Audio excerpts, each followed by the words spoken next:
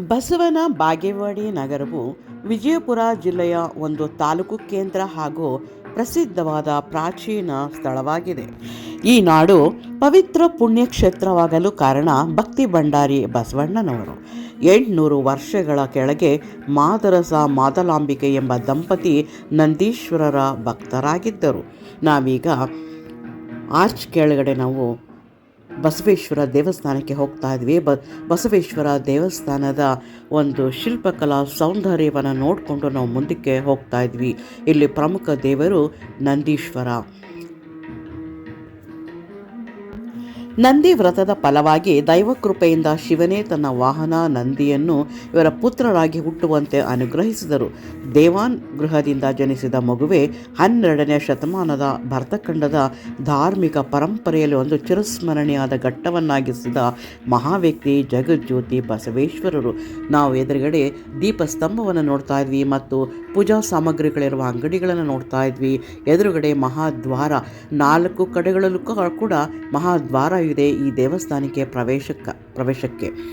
ಎದುರುಗಡೆ ನಾವು ಆ ಶಿಲ್ಪಕಲಾ ಸೌಂದರ್ಯ ಮತ್ತು ಆ ವೈವಿಧ್ಯಮಯವಾದಂತಹ ಆ ಕಂಬಗಳ ಒಂದು ಅಲಂಕಾರವನ್ನು ನೋಡಿಕೊಂಡು ನಾವು ಹೋಗ್ತಾ ಇದ್ವಿ. ಕಲ್ಲುಗಳಲ್ಲಿ ಅತ್ಯಂತ ಸುಂದರವಾಗಿ ಕಂಬಗಳನ್ನು ಕೆತ್ತಲಾಗಿದೆ. ಇದು ಕೂಡ ಒಂದು ಪ್ರವೇಶದ್ವಾರ, ದೇವಸ್ಥಾನದ ಒಂದು ಪ್ರವೇಶದ್ವಾರ. ಪಕ್ಕದಲ್ಲಿ ಒಂದು ರಾಜಗೋಪುರ ಕೂಡ ನಮಗೆ ಕಾಣ್ತಾ ಇದೆ. ಇದು ಕೂಡ ಒಂದು ಪ್ರವೇಶದ್ವಾರ. ಎರಡೂ ಕಡೆ ಆನೆಗಳಿದೆ ಮತ್ತು ಹೊರಗಡೆಯಿಂದ ಪ್ರವೇಶಿಸಲು ಒಂದು ದಾರಿಯನ್ನು ಮಾಡಲಾಗಿದೆ. ಈ ದೇವಸ್ಥಾನದ ಸುತ್ತಲೂ ಕೂಡ ಒಂದು ಭದ್ರ ಕೋಟೆಯ ಥರ ಗೋಡೆ ಇದೆ. ಅದರ ಮುಂದುಗಡೆ ಶಾಲಾ ಕಾಲೇಜುಗಳು, ಆಫೀಸುಗಳು ಕೂಡ ಈ ಬಸವೇಶ್ವರರ ಇದಕ್ಕೆ ಸಂಬಂಧಪಟ್ಟಂತೆ ಅವೆಲ್ಲ ಇದೆ. ಇದು ಕೂಡ ಇನ್ನೊಂದು ಮಹಾದ್ವಾರ. ಈಗ ದೇವಸ್ಥಾನವನ್ನು ನಾವು ಪ್ರವೇಶ ಮಾಡಿದ್ದೀವಿ. ದೇವಸ್ಥಾನದಲ್ಲೂ ಕೂಡ ಕಂಬಗಳ ಒಂದೊಂದು ವೈವಿಧ್ಯಮಯ ಶಿಲ್ಪಕಲಾ ಸೌಂದರ್ಯವನ್ನು ನಾವಿಲ್ಲಿ ನೋಡಬಹುದು. 11ನೇ ಶತಮಾನದ ಕಲ್ಯಾಣಿ ಚಾಲುಕ್ಯರ ಶಿಲ್ಪಕಲಾ ವೈಭವವನ್ನು ಈ ದೇವಸ್ಥಾನದಲ್ಲಿ ಕಾಣಬಹುದು. ಸುತ್ತಲೂ ಕೂಡ ಬೆಳಕು ಬರಲು ಜಾಲಂಧ್ರಗಳು, ನಮ್ಮ ಎದುರುಗಡೆ ಸಾಲಂಕೃತವಾಗಿ ಕುಳಿತಿರುವಂತಹ ನಂದಿಯ ಒಂದು ವಿಗ್ರಹವನ್ನು ನಾವೀಗ ನೋಡ್ತೀವಿ. ಈ ಸ್ಥಳ ಬಸವೇಶ್ವರರ ತಾಯಿ ವ್ರತ ಮಾಡಿದಂತಹ ಒಂದು ಜಾಗ. ವ್ರತ ಮಾಡಿ ಶಿವನ ಅನುಗ್ರಹದಿಂದ ಪುತ್ರನನ್ನು ಪಡೆದ ಒಂದು ಸ್ಥಳವಾಗಿದೆ. ಸುತ್ತಲೂ ಇರುವಂತಹ ಆ ಕಂಬದ ಮೇಲೆ ಗರ್ಭಗುಡಿಯ ಒಂದು ಕಂಬಗಳ ಚೌಕಟ್ಟು ಇಲ್ಲಿ ನಮಗೆ ಕಾಣ್ತಾ ಇದೆ. ಆ ಕಂಬಗಳ ಮೇಲೆಲ್ಲನೂ ಕೂಡ ಒಂದು ಅದ್ಭುತವಾದಂತಹ ಒಂದು ಕೆತ್ತನೆಯನ್ನು ಕೂಡ ನಾವಿಲ್ಲಿ ನೋಡ್ತಾ ಇದ್ದೀವಿ. ನೆಲಮಟ್ಟದಿಂದ ಪೂರ್ತಿಯಾಗಿ ಒಂದು ಚೌಕಟ್ಟು ಕೂಡ ಇಲ್ಲಿ ಶಿಲ್ಪಕಲಾ ವೈಭವದಿಂದ ಕೂಡಿದೆ. ಒಂದೊಂದು ಕಂಬದಲ್ಲೂ ಕೂಡ ಒಂದೊಂದು ವೈವಿಧ್ಯಮಯವಾದ ಶಿಲ್ಪಕಲಾ ಸೌಂದರ್ಯವನ್ನು ನಾವು ಕಾಣಬಹುದು. ಕಂಬಗಳ ಮೇಲೆಲ್ಲ ಅತ್ಯಂತ ಸುಂದರವಾಗಿ ಸೂಕ್ಷ್ಮವಾಗಿ ಕೆತ್ತನೆಯ ಕೆಲಸಗಳನ್ನು ನಾವಿಲ್ಲಿ ನೋಡಬಹುದು. ಎದುರುಗಡೆ ಶಿವಲಿಂಗವನ್ನು ಕೂಡ ನಾವು ಇಲ್ಲಿ ನೋಡ್ತಾ ಹೋಗ್ತಾ ಇದ್ವಿ. ಅದರ ಚೌಕಟ್ಟಿನ ಮೇಲೆಲ್ಲ ಒಂದು ಅಲಂಕೃತವಾದಂತಹ ಶಿಲ್ಪಕಲಾ ಸೌಂದರ್ಯವನ್ನು ನೋಡ್ತಾ ಇದ್ದೀವಿ. ದೇವಾಲಯದ ಸುತ್ತಲೂ ಕೂಡ ಇಲ್ಲಿ ಮಧ್ಯಭಾಗದಲ್ಲಿ ಒಂದು ನವರಂಗವನ್ನು ಕಾಣ್ತಾ ಇದ್ವಿ. ಅದರ ಮೇಲೆ ಸಂಗೀತ ಸೇವೆ ಅಥವಾ ನೃತ್ಯವನ್ನು ಮಾಡಲಾಗುತ್ತಿತ್ತು. ಎದುರುಗಡೆ ನಿಮಗೆ ಗರ್ಭಗುಡಿ ಕಾಣಿಸ್ತಾ ಇದೆ. ಆ ಗರ್ಭಗುಡಿಯ ಅಕ್ಕಪಕ್ಕದಲ್ಲಿ ಕೂಡ ಕಂಬಗಳ ಒಂದು ವೈವಿಧ್ಯತೆ ನಮಗೆ ಕಾಣ್ತಾ ಇದೆ. ಎದುರುಗಡೆ ಒಂದು ಶಿವಲಿಂಗ ಕೂಡ ನಮಗೆ ಕಾಣ್ತಾ ಇದೆ. ಆ ಜಾಲಂಧ್ರಗಳ ರೀತಿಯಲ್ಲಿ ಆ ಕಂಬಗಳು, ಆ ಕೆತ್ತನೆ ಕೆಲಸ ನಮಗೆ ಇಲ್ಲಿ ಕಾಣ್ತಾ ಹೋಗ್ತಾ ಇದೆ. ಸುತ್ತಲೂ ಕೂಡ ಅದ್ಭುತವಾದಂತಹ ಶಿಲ್ಪಕಲಾ ಸೌಂದರ್ಯದಿಂದ ಕೂಡಿರುವಂತಹ ಕಂಬಗಳ ಸಾಲು ಸಾಲು ನಮ್ಮ ಎದುರುಗಡೆ ಕಾಣಿಸ್ತಾ ಇದೆ. ಇದೊಂದು ಸುಂದರವಾದಂಥ ಒಂದು ನೋಟ. ಕಂಬಗಳ ಮೇಲೆ ಸೂಕ್ಷ್ಮವಾದಂತಹ ಕೆತ್ತನೆಯನ್ನು ಕೂಡ ನಾವಿಲ್ಲಿ ಗಮನಿಸ್ತಾ ಹೋಗಬಹುದು.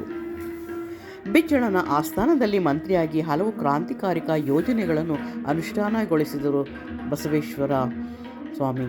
ಕಾಯಕವೇ ಕೈಲಾಸ ಎನ್ನುವ ಕಲ್ಪನೆ ಜೀವನಾದರ್ಶವಾಗಿದೆ. ಬಹಳ ಪುರಾತನ ಕಾಲದ ಬಸವೇಶ್ವರ ದೇವಸ್ಥಾನವಿದು.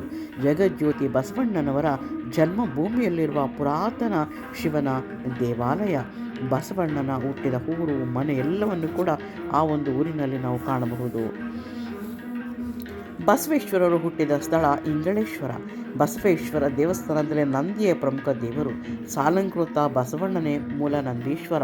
ಇಲ್ಲಿ ಎದುರುಗಡೆ ಶಿವನ ಒಂದು ಅಮೃತಶಿಲೆಯ ಒಂದು ವಿಗ್ರಹ ನೋಡ್ತಾ ಇದ್ದೀವಿ. ಮತ್ತು ಆ ಗರ್ಭಗೃಹದ ಒಂದು ಸುಂದರ ನೋಟವನ್ನು ಕೂಡ ನೋಡ್ತಾ ಇದ್ದೀವಿ. ಆ ಚಾವಣಿಯ ಮೇಲೂ ಕೂಡ ಅಂದವಾದಂತಹ ಒಂದು ಕೆತ್ತನೆಯನ್ನು ಕೂಡ ನಾವಿಲ್ಲಿ ನೋಡ್ತಾ ಇದ್ವಿ. ಅಷ್ಟಾಕೃತಿಯ ಒಂದು ಚಾವಣಿಯ ಒಂದು ಚಿತ್ರ ನಾವಿಲ್ಲಿ ನೋಡ್ತಾ ಹೋಗ್ತಾ ಇದ್ದೀವಿ.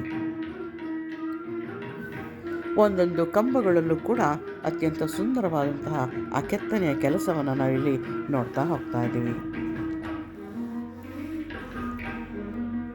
ಬಹಳ ನುಣುಪಾದಂತಹ ಒಂದು ಕಲ್ಲಿನಲ್ಲಿ ಆಕೃತಿ ಮಾಡಿದ್ದಾರೆ. ಒಂದೊಂದು ಕಂಬವು ಕೂಡ ಇಲ್ಲಿ ತನ್ನ ಸೌಂದರ್ಯವನ್ನು ಎತ್ತಿ ತೋರಿಸ್ತಾ ಇದೆ.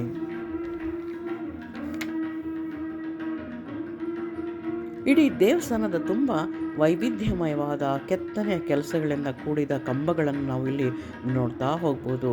ಅಂದಿನ ಕಲ್ಯಾಣಿ ಚಾಲುಕ್ಯರ ಒಂದು ವೈಭವವನ್ನು ಇದು ಎತ್ತಿ ತೋರಿಸ್ತಾ ಇದೆ.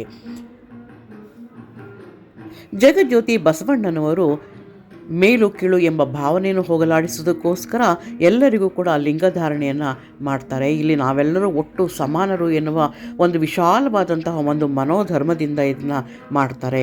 ನಾವು ಎದುರುಗಡೆ ಅಮೃತ ಶಿಲೆಯಲ್ಲಿ ಮಾಡಿರುವಂತಹ ಒಂದು ಬಸವೇಶ್ವರರ ಒಂದು ವಿಗ್ರಹವನ್ನು ಕೂಡ ಇಲ್ಲಿ ನೋಡಬಹುದು. ಗರ್ಭಗುಡಿಯ ಸುತ್ತಲೂ ಕೂಡ ಒಬ್ಬೊಬ್ಬ ಶಿವಶರಣರ ಚಿತ್ರಗಳಿದೆ. ಮತ್ತು ಇಲ್ಲಿ ಶಿವನ ಒಂದು ನಾಟ್ಯ ಭಂಗಿಯನ್ನು ಕೆತ್ತಿರುವುದನ್ನು ಇಲ್ಲಿ ನಾವು ನೋಡಬಹುದು. ಆದರೆ ಈ ವಿಶಾಲವಾದ ಮನೋಭಾವದಿಂದ ಮಾಡಿದಂಥ ಈ ಒಂದು ಲಿಂಗಧಾರಣೆಯ ಕೆಲಸ ಕ್ರಮೇಣವಾಗಿ ಅವರ ಶಿಷ್ಯಂದಿರು, ಆ ನಂತರದ ಬಂದಂಥ ಶಿಷ್ಯಂದಿರು ಅದೊಂದು ಧರ್ಮವಾಗಿ ಮಾರ್ಪಡಿಸಿದರು. ಹಾಗಾಗಿ ಇದೊಂದು ಧರ್ಮಕ್ಕೆ ಸೀಮಿತವಾದಂತಹ ಒಂದು ಗುಣಲಕ್ಷಣಗಳನ್ನು ಪಡೀತಾ ಹೋಗ್ತಾ ಇದೆ. ಎದುರುಗಡೆ ಮತ್ತೊಮ್ಮೆ ನಾವು ಗರ್ಭಗುಡಿಯನ್ನು ನೋಡ್ತಾ ಇದ್ದೀವಿ.